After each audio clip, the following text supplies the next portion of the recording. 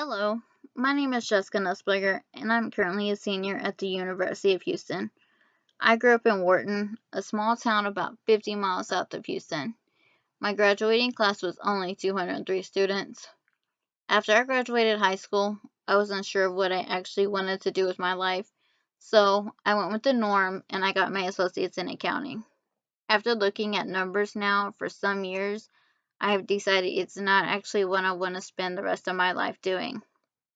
My real passion is young children and helping them to succeed. Therefore, I am majoring in early childhood through sixth grade education. I really want to teach third grade though. Currently, I am student teaching third grade at Janice Schiff Elementary in Sienna Plantation. That's in Fort Bend ISD. My current teacher teaches social studies as well as ELA.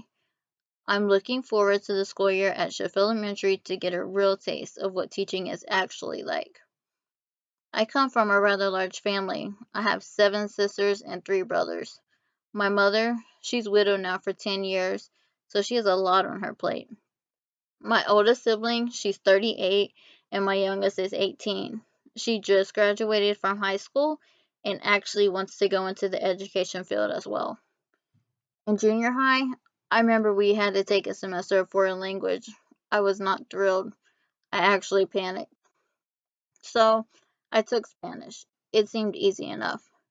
After taking Spanish in the 7th grade, I passed it, but then I went on to take it again in the 8th grade.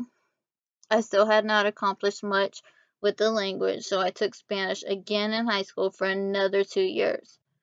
I learned much more in high school than in junior high, although to this day I speak little to no Spanish, more on the none side.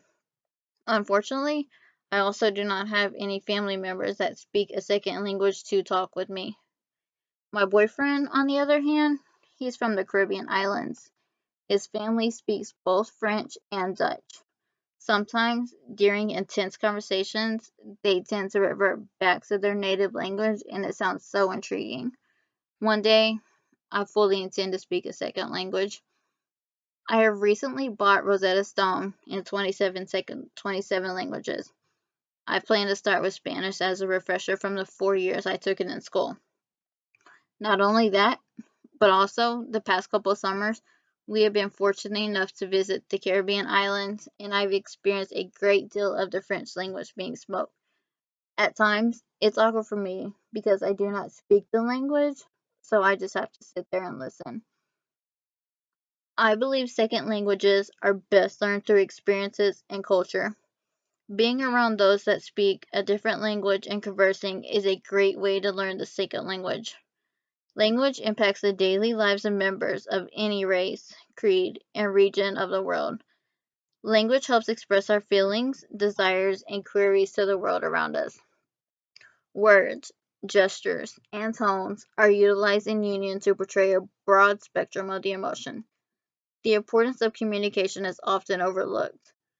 Despite our great powers in communication, misunderstandings and mistranslations are often commonplace.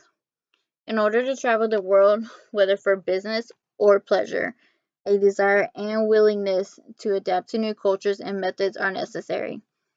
Adaptability, of course, includes the ability to communicate with new people in various dialects. Being unable to communicate in a country is often living in a serious impairment, and it's difficult and near impossible to adapt and get along with new people if there's no way to communicate with one another. In order to prepare our nation's children for the next generation of future entrepreneurs, doctors, scientists, and engineers, we must foster an environment from a young age that promotes a multilingual language. Though we are not setting up ourselves, our children, and our children's children for growth, success, security, and ultimately prosperity.